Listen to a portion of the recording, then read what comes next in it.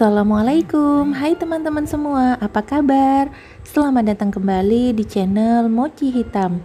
Seperti biasa, channel ini akan membahas seputar misteri, tragedi, dan kriminalitas yang terjadi di sekitar kita. Dan kali ini, aku akan membahas kejadian yang membuat seluruh warga Indonesia berduka sekaligus menjadi marah, yaitu kasus perampasan nyawa yang dilakukan oleh KKB Papua kepada 8 pekerja. Diketahui 9 dari para pekerja hanya 1 orang yang berhasil menyelamatkan diri. Bagaimana hal ini bisa terjadi? Yuk kita bahas bersama kasus ini.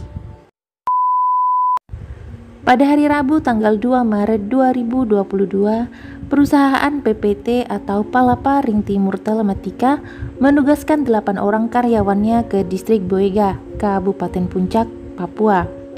8 orang karyawan ini datang dari berbagai wilayah di Indonesia. Mereka bertugas memperbaiki tower base BTS 3 milik Telkomsel yang sedang ada kerusakan. BTS 3 sendiri merupakan proyek strategis nasional infrastruktur prioritas yang akan memberikan layanan telekomunikasi pada masyarakat Papua, dan lokasinya pun sulit untuk didatangi. Karena lokasi tower BTS 3 berada di ketinggian 3000 meter kaki di atas permukaan laut, yang hanya bisa ditempuh menggunakan helikopter. Dan jarak tempuh 3 hari jika berjalan kaki. Akses udaralah yang paling memungkinkan dan aman. Selama ini, mereka mengerjakan dan mendropping peralatan untuk memperbaiki menggunakan helikopter. 8 karyawan ini juga didampingi 1 orang tambahan dari warga lokal sebagai pemandu. Saat itu, yang menjadi pemandu adalah putra dari kepala suku di desa setempat. Lalu setibanya di area BTS 3, semua karyawan pun mendirikan base camp untuk beristirahat. Dan di pagi harinya sekitar jam 4 pagi, di saat para karyawan sedang tertidur lelap, tiba-tiba datang 10 orang tidak dikenal mengepung base camp dengan membawa berbagai senjata tajam seperti kapak dan parang serta senjata api. Dan tanpa aba-aba, 10 orang ini menyerang para karyawan yang sedang tidur dengan membabi buta, tanpa ampun dan tanpa belas kasihan. Para karyawan yang tidak siap ini tidak bisa melawan, dan akhirnya mereka gugur satu persatu. Namun ada 1 karyawan yang tidur di paling belakang base camp yang menyadari akan keadaan genting ini. Dia adalah Nelson Sarira. Karena begitu kaget melihat kengerian di depan mata, dan dia juga tidak berdaya untuk melawan atau membantu teman-temannya yang sedang diserang, dia segera meloncat keluar dari base camp dan lari ke sisi jurang untuk bersembunyi. Kebetulan di sekitar tower itu hanya ada jurang dan semak-semak saja. Dan dengan tangan dan kaki gemetaran, Nelson berusaha bersembunyi. Saat itu, beberapa orang KKB masih berusaha mengejar sambil membawa senter. Di tengah ketakutannya, Nelson mendengar ada bisikan di telinganya yang menyuruhnya untuk memanjat sebuah bukit yang tidak jauh dari tempatnya bersembunyi. Meskipun dalam keadaan gemetaran karena syok, Nelson menaiki bukit tersebut dan bersembunyi. Sekitar jam 7 pagi, keadaan sudah sepi dan suasana mulai tenang. Nelson turun dari bukit dan mendatangi base camp. Di sana dia melihat pemandangan yang sangat mengerikan yang tidak pernah dia lihat sebelumnya. Ke-8 teman-temannya telah gugur dan hanya tersisa dia seorang diri. Di tengah kepanikan dan ketakutannya itu, dia masih sempat berpikir untuk mencari HP atau laptop untuk meminta bantuan. Tapi semua HP dan laptop telah lenyap.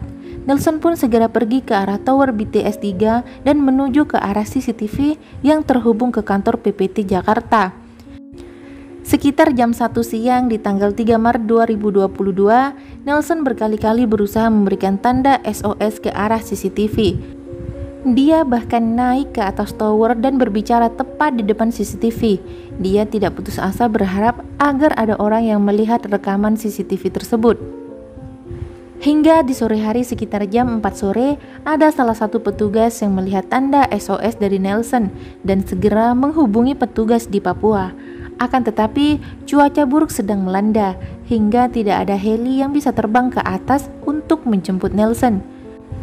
Nelson yang tidak tahu akan hal itu, setiap hari berusaha meminta pertolongan. Perasaannya penuh ketakutan dan selalu menoleh ke kanan dan ke kiri, khawatir kembali diserang.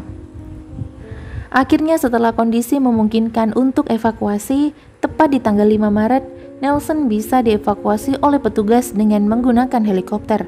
Saat itu keadaan Nelson terlihat sangat syok. Trauma berat terlihat dari tatapan matanya, dan dia pun dibawa ke Timika untuk mendapatkan perawatan.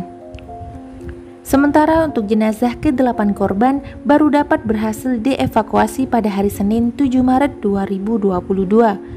Evakuasi tersebut melibatkan 9 personil Satgas Damai Kartens dan gabungan personil TNI dengan menggunakan 4 helikopter, di mana 3 heli yang digunakan adalah heli dari pihak PPT dan 1 heli milik TNI. Evakuasi tersebut dipimpin oleh AKBP Michel Mumbunan. Lalu setelah itu jenazah para korban segera disemayamkan di rumah duka di kota masing-masing. Semua keluarga menyambut jenazah dengan derai air mata. Terlebih saat mengenang para korban yang semuanya merupakan kepala keluarga yang ingin membahagiakan anggota keluarganya di rumah. Salah satu korban tersebut bernama Baby Tabuni.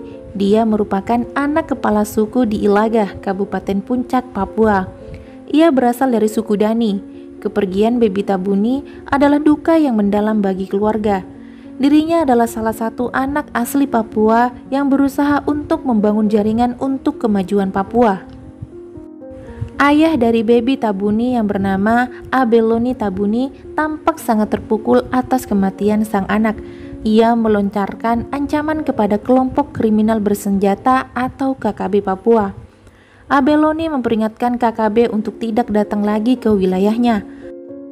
Abeloni juga menghimbau kepada warga setempat agar ikut mengecam dan melawan aksi KKB yang kejam ini. Nah, itulah kisah tragis yang terjadi di negara kita tercinta ini. Aku benar-benar berharap hal ini tidak akan terulang kembali dan Papua segera bisa menemukan kedamaian. Dan tidak lupa, mari bersama-sama kita doakan untuk para korban agar dapat beristirahat dengan tenang. Amin.